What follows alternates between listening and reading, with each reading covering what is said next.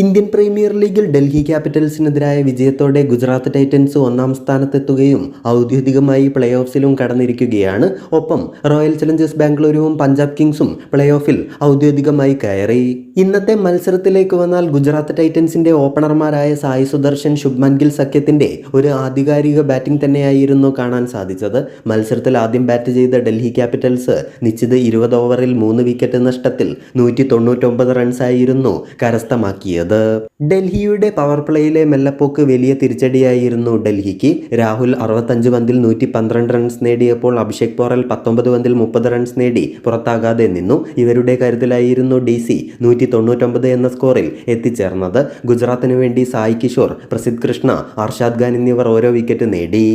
ശേഷം വിജയലക്ഷ്യം തേടിയിറങ്ങിയ ഗുജറാത്ത് ടൈറ്റൻസ് 10 വിക്കറ്റിൻ്റെ ഒരു വമ്പൻ വിജയം തന്നെയായിരുന്നു ഡൽഹിയിൽ സ്വന്തമാക്കിയത്. ഗുജറാത്ത് ടൈറ്റൻസ് വെറും 19 ഓവറിൽ ലക്ഷ്യം മറികടന്നിരുന്നു. ഗുജറാത്തിന് വേണ്ടി സായി സുദർശൻ 177 സ്ട്രൈക്ക് റേറ്റിൽ 4 സിക്സും 12 ഫോറുമടക്കം 61 പന്തിൽ 108 റൺസ് നേടി പുറത്താകാതെ നിന്നു. മറ്റൊരു ഓപ്പണറായ ക്യാപ്റ്റൻ ശുഭ്മാൻ ഗിൽ 175 എന്ന മികച്ച സ്ട്രൈക്ക് റേറ്റിൽ 7 സിക്സും 3 ഫോറുമടക്കം 53 പന്തിൽ 93 റൺസ് നേടി പുറത്താകാതെ നിന്നു. ഇവരുടെ കരുത്തിൽ ഗുജറാത്ത് മത്സരം വിജയിപ്പിക്കുകയായിരുന്നു.